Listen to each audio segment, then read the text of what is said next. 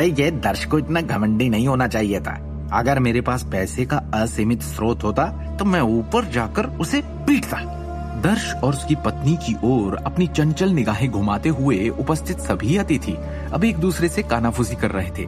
दर्श सिंघानिया का चेहरा और लाल होता जा रहा था। सिंघानिया परिवार के सबसे बड़े उत्तराधिकारी के रूप में जन्म लेने के बाद उसे कब से पैसे की कमी के कारण इतनी बड़ी शर्मिंदगी का सामना करना पड़ा। कुछ देर के लिए पूरा हॉल पूरी तरह से खामोश हो गया। क्योंकि कोई और बोली नहीं लगा रहा है, इसलिए एवरलास्टिंग लाइट और किंग ऑफ द वर्ल्ड दोनों को उपयोगकर्ता 9527 को दिया जाता है।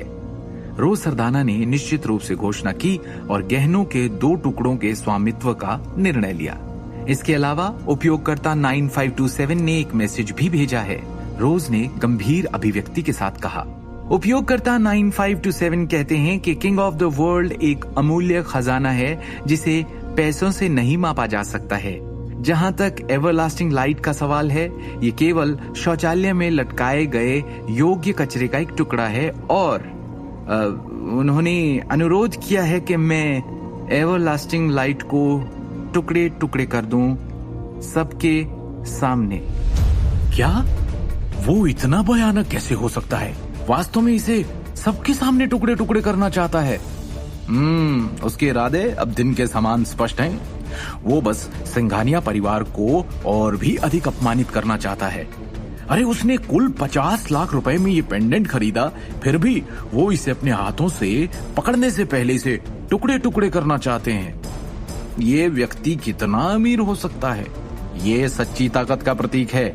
दर्श सिंघानिया मूल रूप से किंग ऑफ द वर्ल्ड के लिए बोली लगाने के लिए अपनी प्रतिष्ठा का उपयोग करना चाहते थे और अपने धन को टुकड़ों में तोड़कर दिखाना चाहते थे।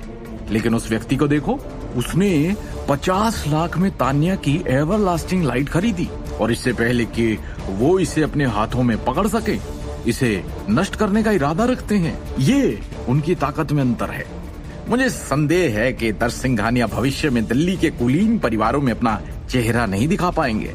आखिरकार उन्हें आज बहुत अपमान का सामना करना पड़ा है। कार्यक्रम स्थल पर मौजूद सभी अतिथि जोश से चर्चा कर रहे थे। इस तरह का उग्र दृश्य बहुत रोमांचक था। उन सभी चर्चाओं के दौरान रोज सरदाना को ऐसा लग रहा था कि उसका खुद का दिल 50 लाख के लिए दर्द कर रहा है। फिर उसने अपनी आंखें बंद कर ली, एवरलास्टिंग लाइट को उठा लिया और बिना किसी दया के उसे जमीन पर गिरा दिया। टूटने की आवाज और सबके सामने वो एवरलास्टिंग लाइट टुकड़ों में बिखर गई और अब इसका कोई मूल्य नहीं बचा। उस कार्रवाई ने न केवल एवरलास्टिंग लाइट बल्कि दर्श और तान्या के चेहरों को भी चकनाचूर कर दिया था। अब ये स्पष्ट हो गया था कि रहस्यमयी उपयोगकर्ता 9527 ने तान्या नारंग और उसके पति की प्रतिष्ठा को टुकड़ों में तोड़कर उसे धूमिल करने के लिए 50 लाख रुपयों के साथ एवरलास्टिंग लाइट के लिए अपनी बोली लगाई थी। उस समय पूरा प्रदर्शनी हॉल विभिन्न भावनाओं से भर गया। कोई दर्द से करा उठा तो कोई सदमे से हांफने लगा। दर्श सिंघानिया और तान्या नारंग के चेहरे पर लाल रंग आ गया था और वो गुस्से से उबल रहे थे। उन्हें इतना बड़ा अपमान पहले कभी नहीं झेलना पड़ा। इसके अलावा विभिन्न मीडिया आउटलेट्स के इतने सारे पत्रकारों के सामने उनकी प्रतिष्ठा पूरी तरह से बर्बाद हो गई थी। नतीजतन आज जो कुछ भी हुआ वो तुरंत लेखों में लिखा जाएगा और दिल्ली सिटी में समाचारों की सुर्खियों में समाप्त होगा। वास्तव में ये है कौन? दर्श सिंघानिया चिल्लाया और उसने अपनी मुट्ठियां कसकर बंद कर ली। उसकी आंखें गुस्से से भर गई थी क्योंकि वो लगातार दृश्य में गुमनाम बोली लगाने वाले की तलाश कर रहा था। जब उसकी निगाह दृष्टि और शिवम पर पड़ी तो उसे अचानक संदेह हुआ। आखिरकार जिन लोगों के ऐसा होने की सबसे अधिक संभावना थी वो थे शिवम गांधी और दृष्टि नारंग। लेकिन इतने गरीब लोगों के पास इतना पैसा कैसे हो सकता है? 1 अरब की बात छोड़िए, वो शायद 1 लाख भी नहीं निकाल सकते थे। असंभव। दर्श सिंघानिया ने तुरंत अपने प्रारंभिक संदेह को खारिज कर दिया। क्या ये कोई और हो सकता है जिसे मैंने पहले नाराज किया हो? नारंग परिवार का सबसे छोटा भाई अजीत नारंग, या ये तनीजा परिवार में से कोई है।